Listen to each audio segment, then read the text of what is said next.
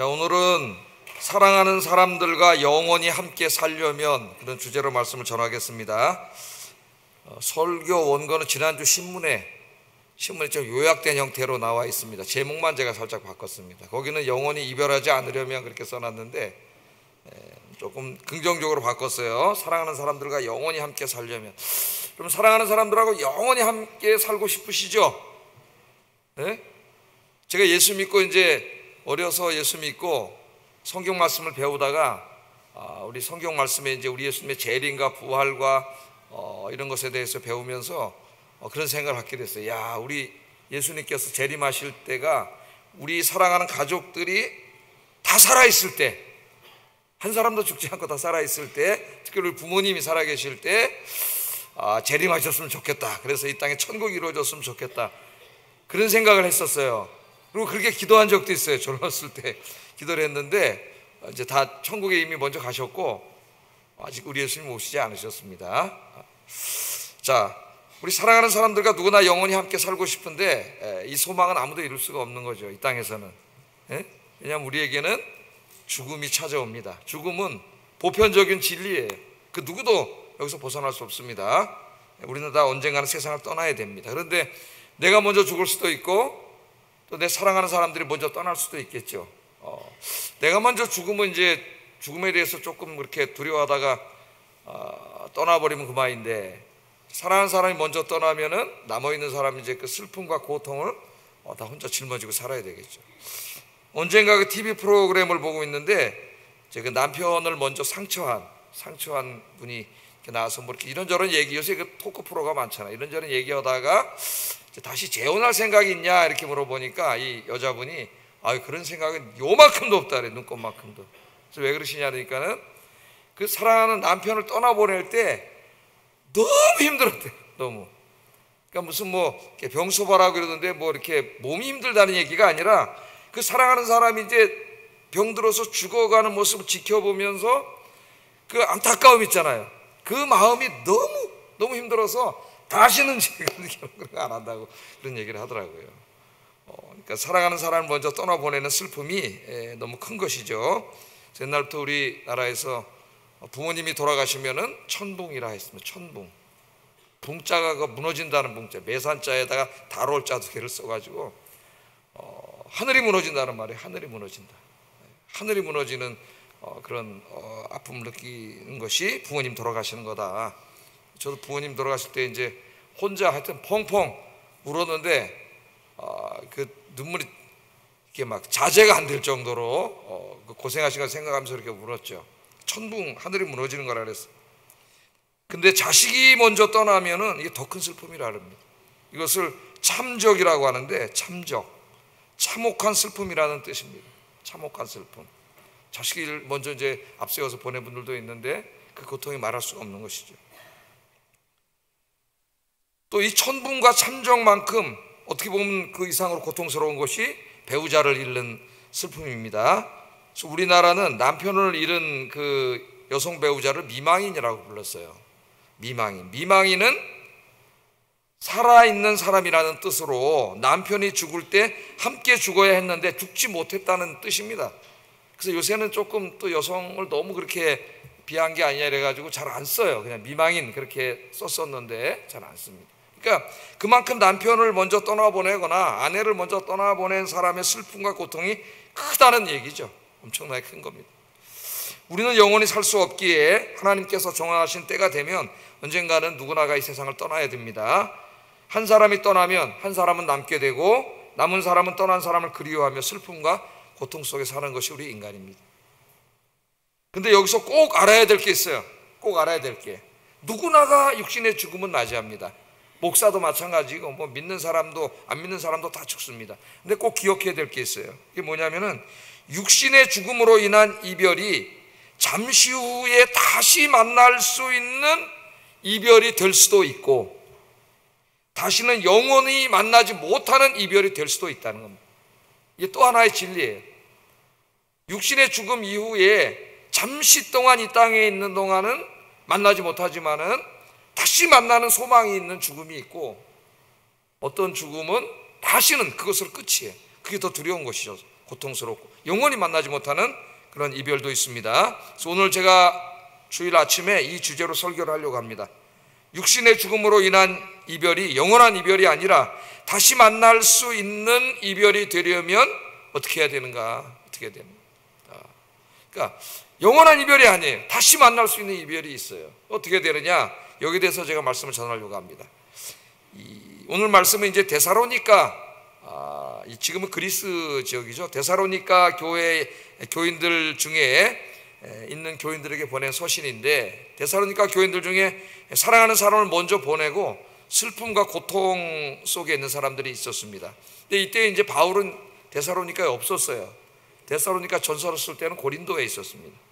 데살로니카에서 사역을 하는데 데살로니카에 있는 유대인들이 죽이려고 했기 때문에 피신해가지고 이제 내려간 것이 고린도죠. 고린도까지 내려갔는데 데살로니가 교회에 이제 걱정이 되겠죠. 그 사람들이 예수 믿은 지 한 1년이 채 되지 않은 사람들입니다. 복음의 열정은 뜨거운데 진리를 잘 알지 못하고, 그래서 이제 이런저런 문제가 많이 들려오기 때문에 여기에 대해서 이제 자기가 갈 수는 없어요. 가면 죽기 때문에. 그래서 이제 이 하나님이 쓰게 하신 성경이 데살로니가 전서인데, 그 중에서도 오늘 다루고 있는 본문은 사랑하는 사람을 먼저 보낸 사람들이에요. 그러니까 슬퍼하는데 너무 슬퍼하고 있는데 그 슬퍼하는 게 잘못이 아니라 절망적으로 슬퍼하고 있는 거예요. 절망적으로. 다시는 만나지 못할 것처럼 슬퍼하고 있는 그 사람들에 대한 이야기를 들으면서 오늘 이제 이 데살로니가 중에 이 본문을 쓰게 됩니다. 물론 이제 하나님이 쓰시게 한 거죠. 그래서 이 데살로니가 전서에는 그 죽음과 부활에 대한 말씀이 상당히 많이 나와요. 데살로니가 전서 짧잖아요, 성경이. 여러분, 제가 가로 속에다가 성경 구절을 이제 몇 개 적어 왔는데, 오늘 집에 가셔서 한번 데살로니가 전서를 읽어 보시면은 이 부활과 재림에 대한 말씀이 상당히 많이 나옵니다. 다 이런 이유 때문에 이 가르침이 많이 나오는 거예요. 오늘 본문을 상세하게 주의함으로써 성경이 가르치는 죽음과 부활과 또 예수님의 재림, 내세에 대해서 예수님이 잠깐 생각해 보려고 합니다. 자, 먼저 이제 죽음에 대해서 이야기를 합니다. 누구나 죽기 때문에, 또 사랑하는 사람을 먼저 보낸 사람이 있고 슬픔에 잠긴 사람들이 있기 때문에 여기에 대한 올바른 성경적인 가르침을 가르쳐야 될 필요가 있음을 알게 됐어요. 그래서 이렇게 얘기합니다. 13절 한번 읽어보겠습니다. 시작.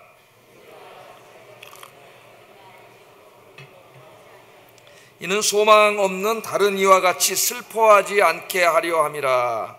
이 죽은 자들에 대해서 성경적으로 가르치는 이 말씀을 기록한 그 이유와 목적을 분명히 얘기합니다. 어떻게 하려고요? 소망 없는 다른 사람들처럼 슬퍼하지 않게 하기 위해서, 그렇게 얘기를 해요. 소망 없는 다른 사람들처럼 슬퍼하지 않게 하기 위해서. 그러니까 그냥 슬퍼하지 않게 하기 위해서가 아니라 소망 없는 자들처럼 슬퍼하지 않게 하기 위해서 이 말씀을 가르친다, 이렇게 말하는데, 먼저 우리가 주목해야 될 말씀은 뭐냐면은 죽은 사람들에 대해서 이야기할 때에 자는 자들이라고 말하고 있다는 거예요. 자는 자들. 그러니까 성경은 종종 죽음을 자는 것으로 가르칩니다. 자는 것. 물론 이것은 비유적인 표현이에요. 비유적인 표현. 그러나 죽음에 대해서 많은 것을 시사하는 말씀입니다. 여러분, 어제 주무셨죠? 밤새 오신 분 없잖아요. 그래? 밤에 주무시잖아요. 그러니까 내가 잠에 들으면은 그 다음에 무슨 일이 벌어지는지 나는 모르죠. 그냥 잠자다가 영원히 잡니까? 잠자면 반드시 뭐 하는 날이 있어요? 깨는 시간 있죠. 아침에 눈을 탁 떠서 깨잖아요. 저도 이제 어제 잠을 잤는데, 하여튼 어제 우리 영화부 수련회 해가지고 뭐 중고등부, 유초등, 엄마, 아빠 다 나와서 하는 수련, 한 7, 80명 오셔가지고 이제 막 재밌는 수련을 했는데, 마지막 시간이 축구장에서 어린 우리 친구들 이제 축구를 좋아하니 축구를 하는데, 전 토요일 날은 못 나가는데 우리 집사람이 거기 서서 데리러 나갔다가 정욱 집사가 또 축구화도 빌려준다고 뛰라 그래가지고 뛰었어요.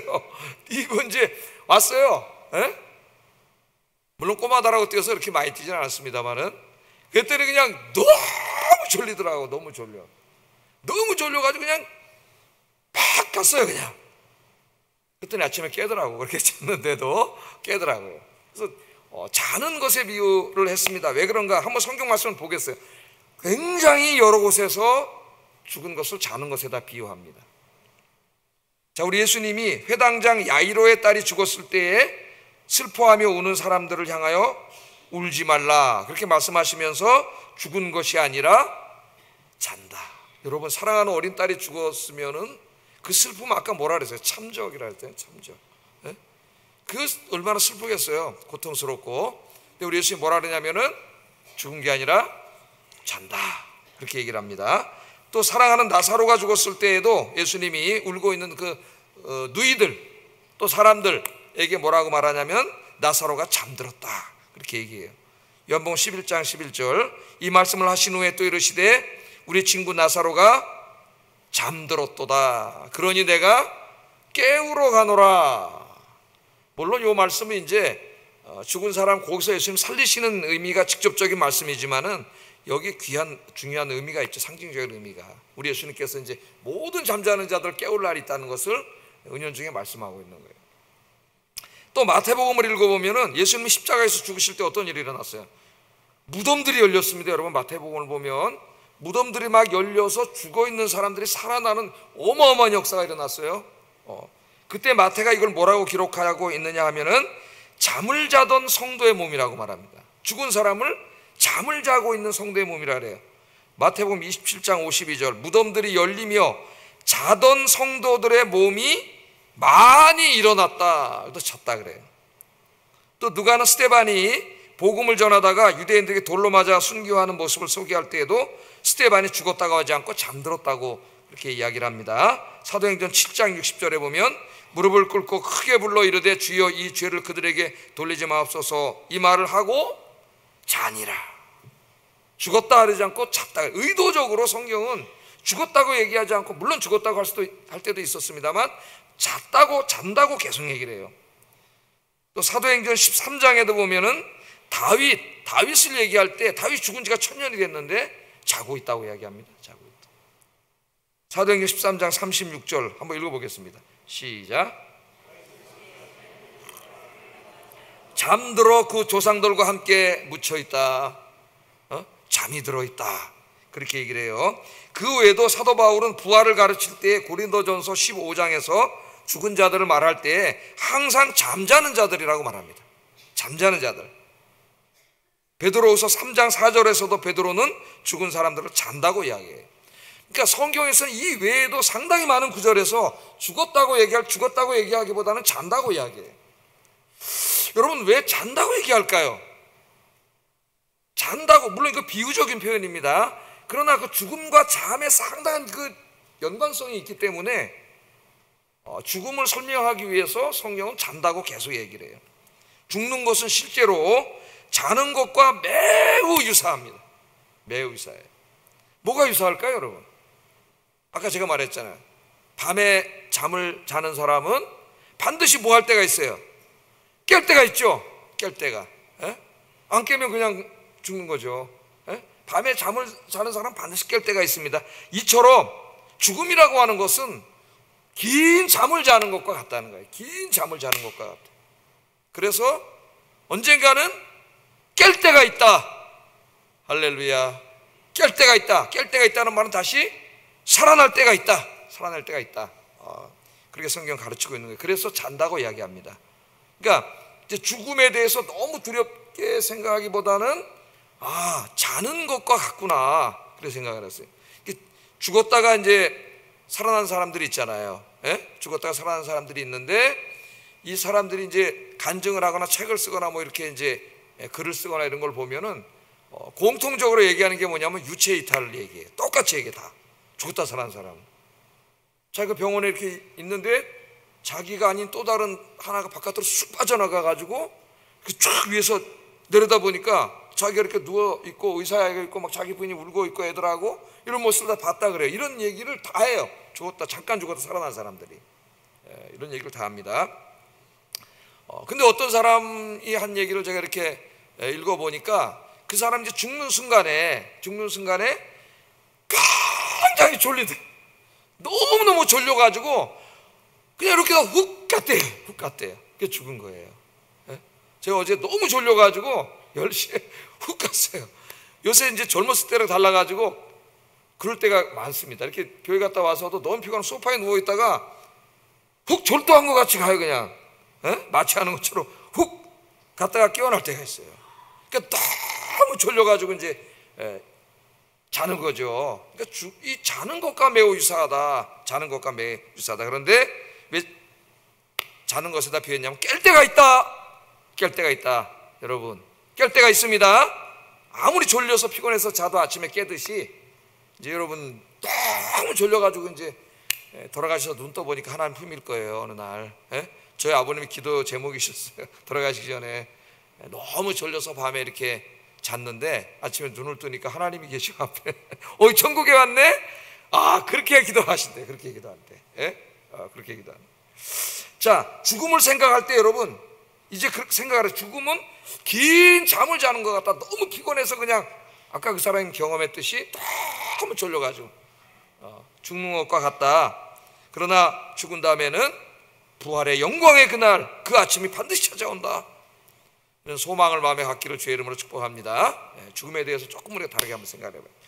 자, 이제 이처럼 우리 인간 사회에 살아가는데 사람이 죽으니까 사랑하는 사람들이 먼저 떠나니까 얼마나 슬프겠어요. 그래서 이제 데살로니가 교인들이 굉장히 슬퍼했죠.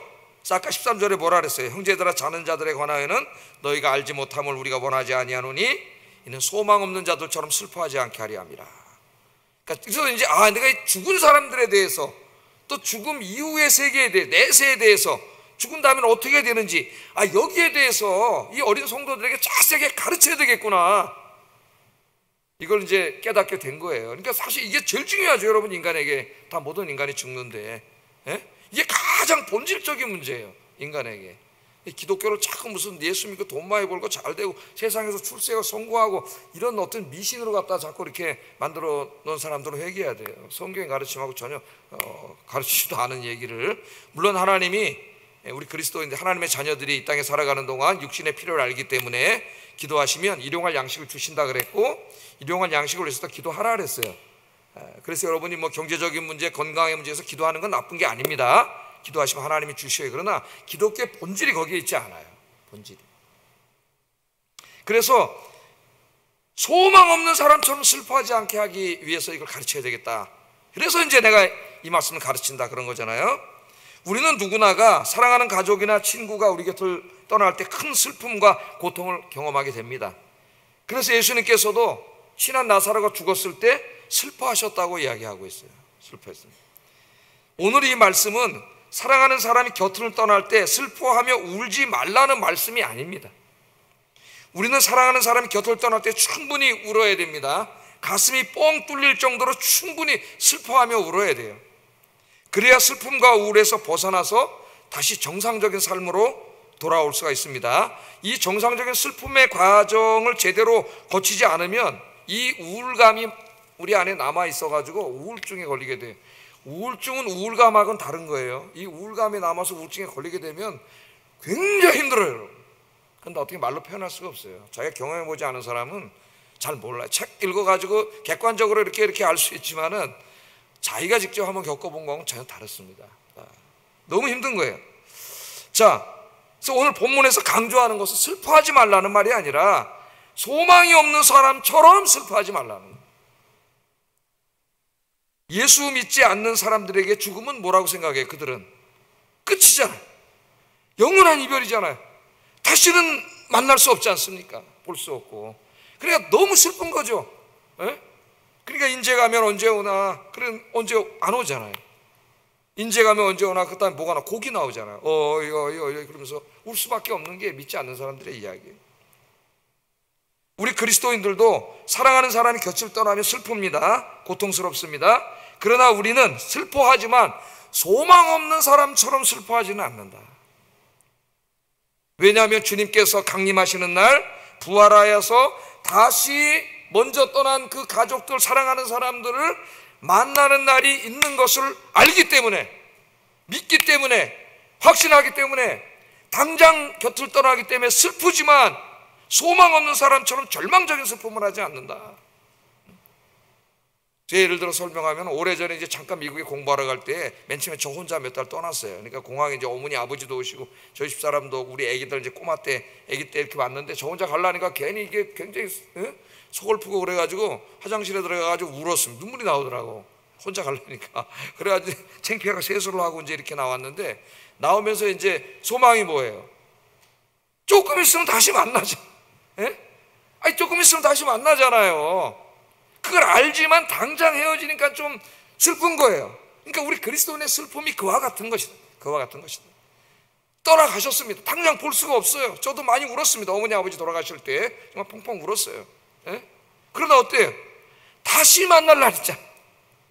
다시 부활하여 하나님 나라에서 이제는 다시는 죽지 않고 병들지 않는, 썩지 않는 몸으로 다시 만날 날이 있음을 알기 때문에 이 슬픔이 위로가 되더라고요. 위로가. 그러니까 여러분, 이 부활의 신앙이 얼마나 위대한 건지 아세요? 사랑하는 사람이 내 곁을 떠난 다음에야 우리는 이 부활의 신앙이 얼마나 위대하고 소중한 것인가를 알게 됩니다. 부활의 소망 이외에 그 어떤 말도 위로가 되지 않습니다. 저희 어머님 돌아가시고 이제 형제들하고 추도 예배를 드리는데 제가 이제 고린도 후서 5장의 부활에 관한 설교를 간단하게 가족들에게 했더니 우리 막내 여동생이 설교를 듣고 그래, 오빠 너무 슬펐고 마음이 아팠는데 진정이 안 되는데 오빠 설교를 듣고 이제 큰 위로가 됐다는 거예요. 다시는 질병도 없고 병도 없는 영원한 하나님의 품에 안겨서 부활의 그날까지 거기 안식하고 계신 그 모습을 그릴 때 어머니가 아파서 돌아가신 그 모습이 너무 안타까웠는데 이제는 그 모든 것을 벗어버리고 하나님 품에 계시다는 그 말씀 믿어지니까 그게 큰 위로가 된다는 거예요. 여러분, 오늘 여러분 이 말씀이 여러분에게 위로가 되시기를 주의 이름으로 축복합니다. 우리는 아까 기도할 때에 거룩한 성도의 교제를 믿는다고 기도했어요. 사도신경에 성도의 교제, 성도의 교제는 여기 살아있는 사람들 우리가 교회에 와서 이렇게 만나서 교제한다는 의미, 그 의미만 있는 게 아닙니다. 물론 그런 의미도 포함되어 있지만은 여기 성도는 아담부터 지금까지 먼저 세상을 떠난 우리의 믿음의 선조들과 우리 모두 여기 살아있는 사람들, 이미 죽은 사람들과 살아있는 모든 사람들을 말하는 거예요. 성도들이 다 어떻게 해요? 주님 안에서 교제하고 있음을 믿습니다. 이걸 고백한 거예요. 우리가 아까 교제하고 있음을 믿습니다. 자, 오늘 이 짧은 시간에 제가 이걸 또 다 자세히 설명할 수는 없겠으나 여러분, 우리가 죽으면 일시적으로 육과 영이 분리돼서 육은 장례식을 치러요. 화장을 하든 뭐 매장을 하든 그 영이 이제 하나님 품에 가서 하늘에서 안식을 누리죠. 그래서 성경에서 말하는 하늘은 이 물리적인 하늘을 말하지 않는다 그랬죠. 물론 가끔 물리적인 하늘을 얘기할 때도 있습니다. 그러나 대부분 하늘은 신학적인 개념, 물리학적인 개념이 아니라 그랬어요. 그것은 하나님과 천사들과 먼저 간 성도들의 영혼이 있는 곳을 하늘이래요. 하늘. 그리고 땅이라고 말할 때는 하나님께서 창조하신 이 우주, 물리학적인 이 우주, 이 땅을 땅이라 그래요. 우리가 살고 있는 땅을. 인간이 타락하기 전에는 하늘과 땅이 하나였어요. 하나. 근데 인간이 죄를 진 다음에는 하늘과 땅, 하나님은 죄와 함께 할 수 없기 때문에 하늘과 땅이 이제 이게 나뉘어진 거죠. 근데 하나님이 계신 하늘과 인간이 있는 땅, 하나님 피조 세계가 완전히 이렇게 떨어져 있으면은 우리 인간은 죽습니다. 소망이 없어요. 구원을 받을 수가 없어요. 그래서 이게 분리되지만은 제가 뭐라 그랬어요? 이렇게 동심원으로, 예? 동심원으로 이렇게 돼 있어가지고 구약 성경의 성전이 바로 하늘과 땅이 만나는 곳이라 했죠. 만나는 것. 신약 시대에는 그 성전이 예수님이시므로 예수님이 바로 하늘과 땅을 만나게 해주시는 거라 그랬죠. 그래서 여러분이 예수의 이름으로 예수 안에 모인 이곳이 바로 하늘과 땅이 만나는 곳이고 여기가 뭐예요? 하나님이 계시는 곳이 돼요. 하나님이 계시는 곳이. 그래서 하늘은 어디 저기 있는 게 아니에요. 하나님의 보좌는 저기 있고 먼저 떠난 성도들은 어디 저기 있는 게 아니고 동심원으로 이렇게 같이 있는 거예요. 같이 이 안에 투명막으로 가려져 있어서 서로 왔다 갔다 할 수 없고 간섭할 수 없고 볼 수 없고 말할 수 없고 느낄 수는 없습니다. 그런 게 나오는 건 영화에서나 나오는 거지 있을 수는 없는 거예요. 그러나 먼저 가신 분들도 하늘에서 지금 예배를 드리고 있고 여기 이 땅에 아직 남아있는 저희들도 예배를 드리고 있는데 하늘에 있는, 하늘 낙원에 있는 먼저 가신 분들의 영혼이나 아직 살아있는 우리들이 다 하나님 안에 있어요. 하나님 안에. 그분들은 먼저 이제 믿음의 싸움을 다 싸우고 승리해가지고 낙원에서 안식하고 계십니다. 우리보다 훨씬 행복한 거예요. 예? 훨씬 행복한 거예요. 우리는 아직 죄악과 싸워가고 있어요. 그래서 신학에서는 저 하늘에 있는 분들을 승리한 교회라 그래요. 승리한 교회. 우리는 전투적인 교회. 아직 싸워. 그분들은 이미 싸우면서 다 승리하고 하늘에 있는 거예요. 거기서 뭐 하고 있어요? 성경에 보면 기도하는 모습도 있고, 또 여기에 있는 자손들이 사랑하는 사람들 믿음에서 승리하도록 응원하고 있는 모습으로 나오잖아요. 응원하면서.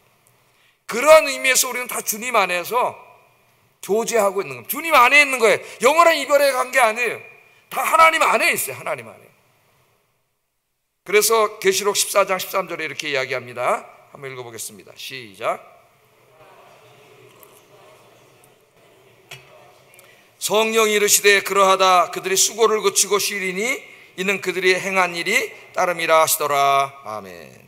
자, 그렇기 때문에 주 안에서 죽은 자들이 복이 있다고 얘기합니다. 이 세상의 어떤 종교도 어떤 철학도 죽은 자를 복되다 하지 않아요. 그런데 성경만 유일하게 죽은 자를 복되다 함. 왜냐하면 그 죽은 자들이 이 죄악 세상에, 이 고통의 세상에서 떠나서 하나님 품에서 안식하고 있기 때문에 죽은 자들이 더 복된 거예요. 우리보다. 사실 그냥 죽은 자가 아니라 주 안에서 죽은 자가 복된 거예요. 주님을 믿고 죽은 자들이 거기서 쉬고 있습니다. 자, 우리는 죄인이요 유한한 존재이기에 이 땅에서 영원히 살 수 없습니다. 언젠가는 모든 것을 내려놓고 떠나야 합니다. 내가 먼저 떠날 수도 있지만 사랑하는 사람이 우리 곁을 떠날 수도 있습니다. 그때 슬퍼하세요. 펑펑 우세요. 그러나 소망 없는 사람처럼 그렇게 울지는 마세요. 다시 만날 날이 있잖아요. 유명한 내과 의사이자 심리학자인 폴 트루니에라고 하는 사람이 있습니다. 폴 트루니에는 이 사람 책을 상당히 많이 썼는데 우리나라에 상당히 많이 번역이 돼서 한국 기독교인들에게 익숙한 분이에요. 자, 이분이 이제 60년 이상을 함께 살았던 아내가 어느 날 이제 먼저 세상을 떠나게 됩니다. 60년을 함께 살았는데요. 저희 아내가 35, 6년 함께 살았는데 60년을 함께 산 거예요. 자, 너무 슬프죠. 고통스럽고. 그런데 이런 말을 했어요. 책에서. 이전에는 아내가 살아있을 때는 낮에 아내를 만났는데, 낮에 맨날 보잖아요. 이렇게. 낮에 아내를 만났는데 지금은 밤에 아내를 만난다는 거예요. 어디서? 꿈속에서. 아내가 꿈속에 찾아오나 봐요. 60년을 함께 살면 꿈에 잘 찾아오나 봐요. 꿈에 자주 보이는 것 같아요. 꿈에서 자주 만난다는 겁니다. 그러면서 하는 말이, 아내가 살아있을 때는 그냥 막연하게 천국이 느껴졌대요. 천국을 믿었지만 기독교인으로 막연하게 느껴졌는데, 내 사랑하는 아내가 이제는 가서 거기에 살고 있다고 생각을 하니까 그 천국이 그렇게 가슴에 와닿는다. 천국에 대한 소망이 더 생겼고 더 가고 싶은 마음이 더 생겨졌다는 거예요. 그런 고백을 하고 있습니다. 여러분, 주님께서 오늘 이 말로 서로 위로하라고 말씀하셨어요. 이 말로 서로 위로하라 이렇게 말합니다. 먼저 이 말씀이, 이 소망이 사랑하는 사람을 먼저 떠나보낸 여러분들에게 위로가 되기를 주의 이름으로 축복합니다. 너무 슬프고 보고 싶을 때가 있죠. 때로는 저희 어머니 아버지가 하신 지 8년 6년 이렇게 다 되셨는데 어떨 때는 굉장히 갑자기 보고 싶어질 때가 있어요. 볼 수가 없잖아요. 여기서는 꿈에 한번 오셨으면 좋겠는데 그런 생각도 꿈에 이제 내가 나타났으면 좋겠는 그런 생각도 한 적이 있는데, 다시 만날 날이 있잖아요. 다시 만날 부활의 그날, 영광스러운 그날. 그래서 이 말씀이 먼저는 내가 확신할 때 나에게 위로가 된다. 나에게. 물론 우리도 슬프지만 소망 없는 자처럼 슬퍼하지는 않고 소망을 갖게 된다. 두 번째는 이 말로 슬픔 당한 사람을 위로하라. 이게 명령이에요. 주님의 사명입니다. 그래서 우리 그리스도인들은 슬픔 당한 사람, 사랑하는 사람을 떠내보낸 사람들 상갓집에 찾아가야 돼요. 상갓집 갑니다. 이제 여러분이 문자를 다 보내잖아요. 근데 몇 명 와 있지 않으면은 참 마음도 그렇고 안타깝습니다. 주님의 명령인데요. 시간을 내서 가야 돼요. 시간을 내. 나랑 그렇게 친하게 지내지 않은 사람이라도 시간을 내서 가서 위로하라고 하는 것이 하나님의 말씀이고 사명이에요. 사명. 그래서 좀 우리 교인들 중에 어려움 당한 분들이 있을 때, 여러분 슬픈 일 당하고 있을 때 뭐 가서 위로 말 안 해도 괜찮아요. 그냥 거기에 와줬다고 하는 게 큰 위로가 돼요. 와줬다고 하는 게, 내가 슬픔 당해서 사랑하는 사람 곁을 떠났는데 나 혼자가 아니구나. 나와 함께 이 슬픔을 함께 하고 위로하는 사람들이 있거나 하는 것이 굉장한 위로가 되는 거예요. 그래서 오늘 주님이 이 말로 서로 위로하라, 이 사명을 감당하는 여러분 되기를 주의 이름으로 축복합니다. 그런데 안타까운 것은 사랑하는 사람을 영원히 이별할 수 있다는 거죠. 영원히. 어떻게 하면 영원히 이별하죠? 다시 만날 수 없어요. 예? 그 영혼을 구원하지 못하면 여러분, 그 이별은 그 죽음으로써 그냥 잠깐 이별이 아닌 거예요. 그건 영원한 이별이 되는 거예요. 나는 구원받아서 하나님 나라에서 살지 모르지만은 구원받지 못한 저 사람 영벌을 받은 지옥에서 고통을 당하니까 이제는 이거는 만날 수 없는 겁니다. 정말 슬픔과 고통이에요. 그래서 이제는 세 번째 사명은 뭐예요? 첫째는 내가 위로받고, 두 번째는 위로하고, 세 번째는 이 부활의 복음을 전해야 돼. 가서 전해야 돼. 부활의 복음을 전해야 하는 이유가 여기에 있어요. 그래서 여러분 사랑하는 가족들, 친구들, 친척들 다 여러분 구원받아서 천국에서 함께 영원히 행복하게 살 수 있는 여러분 되기를 주의 이름으로 축복합니다. 그래서 여러분, 전도는 교인 수 하나 늘리는 무슨 뭐 교회 부흥운동이 아니에요. 네? 부흥운동이 아니에요. 내 사랑하는 사람을 구원하는 일이라는 거 기도하세요. 온 가족이 인가 기도 되게 하시고 다 가족이 나와서 함께 하나님 예배할 수 있도록 인도해 주세요. 정말 안타까운 마음으로 눈물로 기도하고 전도해야 됩니다. 자, 그러면 언제 죽은 사람들이 이렇게 부활하여 천국에서 주님과 영원히 함께 거하는 이 날이 올까요? 먼저 가신 분들 다 부활해서 만나가지고 천국에서 하나님과 함께 영원히 사는 그 날이 올까요? 14절 17절에 보면 이렇게 말합니다. 우리가 예수께서 죽으셨다가 다시 살아나심을 믿을진대 이와 같이 예수 안에서 자는 자들도 하나님이 그와 함께 데리고 오시리라. 우리가 주의 말씀으로 너희에게 이것을 말하노니 주께서 강림하실 때까지 우리 살아남아 있는 자도 자는 자보다 결코 앞서지 못하리라. 주께서 호령과 천사장의 소리와 하나님의 나팔 소리로 친히 하늘로부터 강림하시리니 그리스도 안에서 죽은 자들이 먼저 일어나고 그 후에 우리 살아남아 있는 자들도 그들과 함께 구름 속으로 끌어올려 공중에서 주를 영접하게 하시리니 그리하여 우리가 항상 주와 함께 있으리라. 아멘. 우리 성경의 핵심적인 소망이 뭐예요? 주님이 다시 오신다는 거예요. 2000년 전에 오셨던 그 주님이 아기 예수, 아기의 몸으로 오셨던 예수님이 이제 다시 오실 때는 창조주 하나님의 만왕의 왕의 영광의 모습으로 오십니다. 그래서 하나님의 심판과 구원이 이제 최종적으로 이루어지게 돼요. 자, 그날 어떻게 되느냐? 믿는 사람들, 죽은 자들이 먼저 부활한다 그랬어요. 우리보다 이제 앞서 떠나서 영혼은 저 낙원에 있고 육신은 이제 장사 지낸 이 죽은 자들이 다시 부활을 해요. 먼저. 예? 부활을 할 때 우리 하나님께서 흙으로 맨 처음에 사람을 빚으시고 생명을 불어넣으셨잖아요. 두 번째 부활의 몸은 바로 이 불태운 이 몸입니다. 화장을 했거나 땅에 매장을 했거나 이 몸 재료로 하나님께서 다시 새 몸을 만드셔서 분리됐던 영혼이 다시 합쳐져 가지고 하나님과 같은 몸이 된다 그랬어요. 영원히 병들지 않고 죽지 않고 썩지 않는 그 부활의 영광스러운 몸을 얻게 돼. 그러면 살아있는 사람은 어떻게 될까요? 지금 오늘 오셨어요. 지금 예배 드리는데 할렐루야, 오시기 원하세요? 여기서 예배 드리면 우리는 어떻게 돼요? 이 몸으로는 천국에 갈 수 없습니다. 이 죄에 오염되어 있는 몸으로는. 그래서 어떻게 된다 그랬어요? 변화. 고린도전서 15장에 보면 변화된다 그랬죠.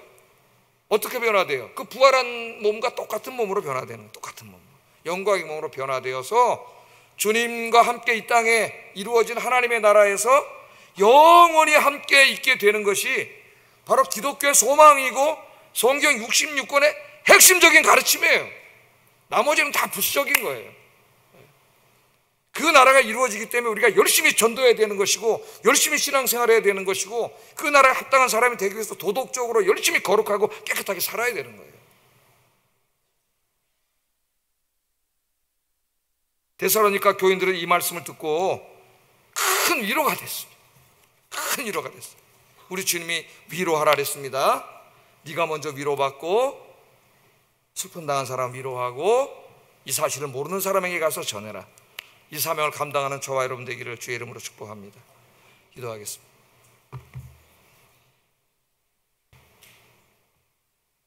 이 부활의 소망으로, 이 부활의 소망이 나의 마음속에 믿어지게 하시고 확신이 되게 하시고 위로가 되게 하소서, 이렇게 기도하시고, 두 번째는 이 말씀으로 슬픔 당한 사람들 열심히 찾아가서 위로하게 해주세요. 세 번째는 이 부활의 복음을 전하게 해주세요. 기도하겠습니다. 사랑하신 아버지 하나님, 감사합니다.